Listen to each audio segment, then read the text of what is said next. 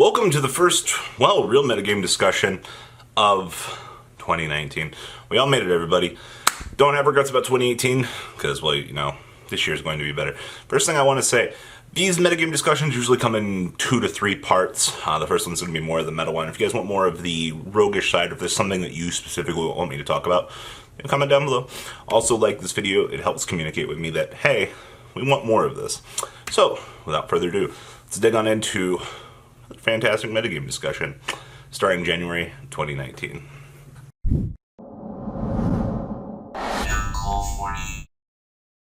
So you've decided to leave your house because for some reason that you think it's a good idea and you want to go play Yu-Gi-Oh! The first deck that you need to be worried about is actually what I'm playing right now. I'm playing Sky Striker. And until we actually get a definitive list or something like this, I still think that this is among the top ranking decks in the game.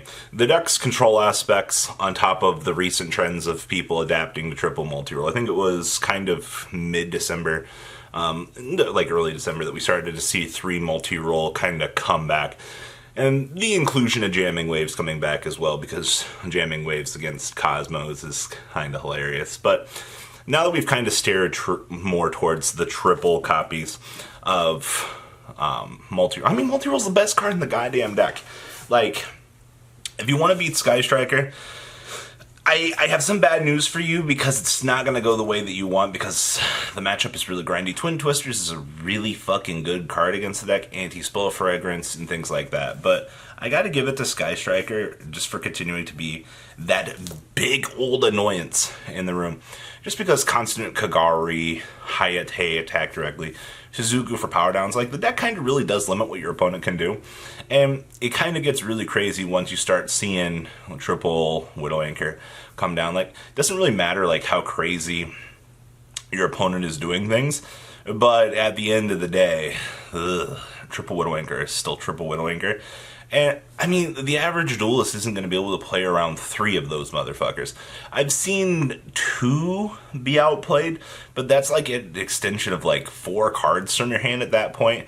And like, you might be able to play around all 3, but like, you've committed all of your resources at that point. But Sky Striker is just consistent pain in the ass control deck.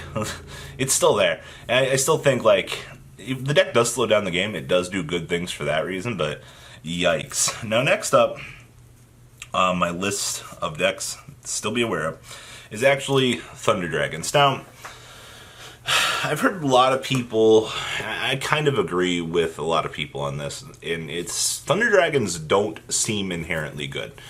Yes, making like Colossal Titan or Colossus, it can be really cute. I mean, we've learned our lesson with Thunder King on legs multiple times at this point in the game. Anytime you produce a Thunder King that's relatively large, it's going to be good. Plus, the entire engine in the deck itself it can be consistent. But like, when the deck bricks, holy shit does it brick. Like, you can build a house with those bricks. Now, there is the Chaos variant, which I think the Chaos variant is more explosive in the long run. The deck's overall potential to kind of just end games is what it wants to do. It's kind of like BA back in the day when BA was wanting to do its thing.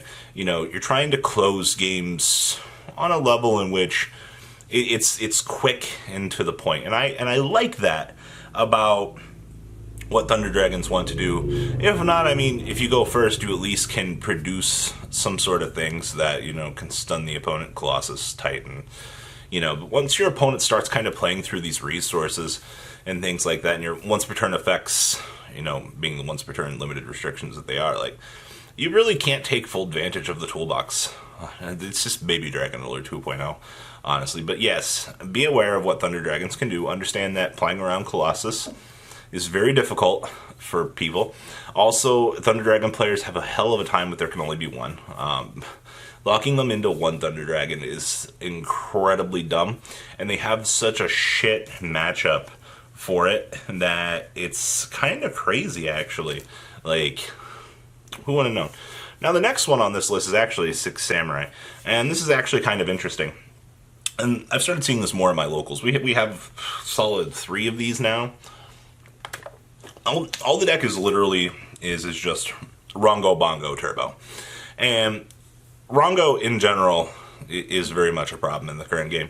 But when you look at Six Samurai and the things that they can do, well, Shinai and Mizuho causing their little chain each other, tribute, do something, clear a board. If you've got the means to infinitely recur them back, well, yikes, your opponent's going to get board wiped. Well, the entire deck's purpose is just 2-card combo up into a Soul Day and do your thing. Also, in the means that, they also have access to the Synchro Shien, which can negate a spell, and if they have the 2-drop Shien as well.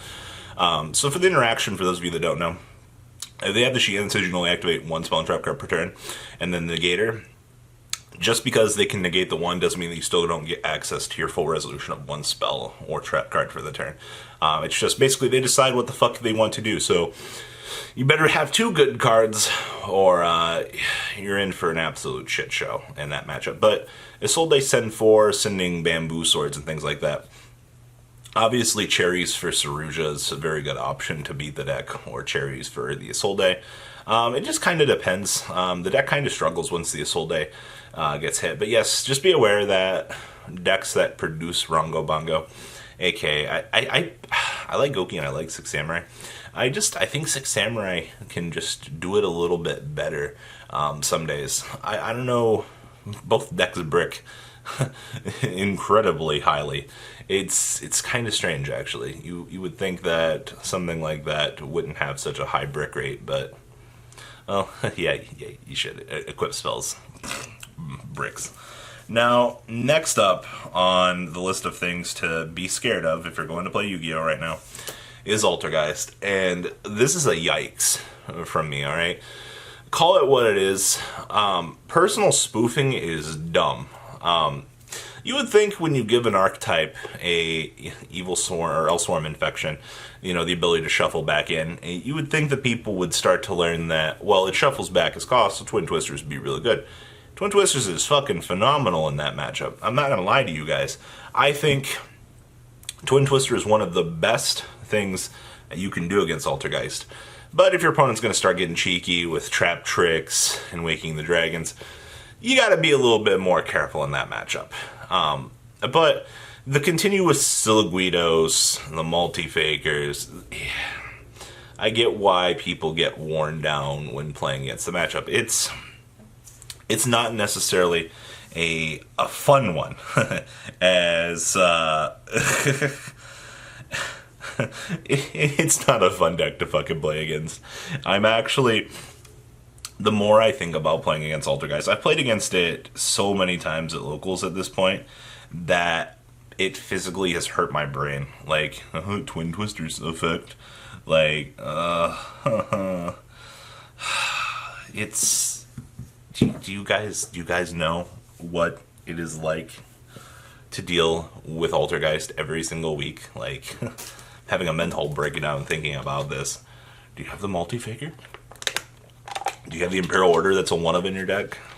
Imperial Order is also the bane of my existence, but that's for another day. But yes, Altergeist is still pretty much kicking around the corner, as is tradition in the house. I hate Altergeist so much. The last one I want to mention on this video is actually going to be Pendulum Magicians, and obviously there are other ones we'll talk about in part 2 if we get some likes on this, but for Pendulum Magicians over here, the standard... This deck isn't doing phenomenal on the grand scale of things, call it what it is, but you have a very, very consistent deck that can make decent boards. And when you're making, consistent boards, then obviously things are going to go your way. The Negate 3 board is possible. There's some other crazy things that Pendulum Magicians can still do, but if you're going to a regional, and I've said this countless times before, Pendulum Magicians is a very easy and effective deck to kind of pick up and learn. Yes, there are other skill trees and things that you can do, and obviously you can go watch one of Tripp's 3,122 videos on Pendulums being a good deck, but you do have budget alternatives to the main deck, things that you can make. Maybe not so much as an enjoyable locals deck, but it's kind of... Depending on how competitive your locals is, you might have some success with Pendulums, but I definitely think if you're going to a regional or something to that standard anytime soon, that you could very easily X2, X3 with the deck and get your invite, because obviously, like, everybody wants to top 8 a regional. It's the life goal, but sometimes just going with the mindset of getting your invite should be good enough for people. So yes, standard Pendulum Magician plays. The deck is still very consistent. You know, we have Savage Strike coming out in a month, so I don't know how well some of these decks are going to remain on the top of the fucking food chain here. But one thing is for sure at this point, depending on how things kind of shape up in the future, you know, we'll see what happens. So, guys, if you want part 2 of this metagame discussion, please, you know, comment down below. You know, share this information with me. If there's some specific decks that you want me to review on this metagame discussion for part 2 and part 3, I will do so. But communicate that with me, alright, guys? Alright, guys, hope you had a happy first of the new year. Yikes, we survived. I don't know how. The ride never, well, truly ends. Thank you, patrons. Without you guys, I don't know what I'd be wearing in these videos. I might be a truffle shuffle incident all over again. Guys, please also check out Vanquil40 for some awesome Vanguard content. Some other interesting stuff you might find up here on the left or in the description as well. Thanks for watching.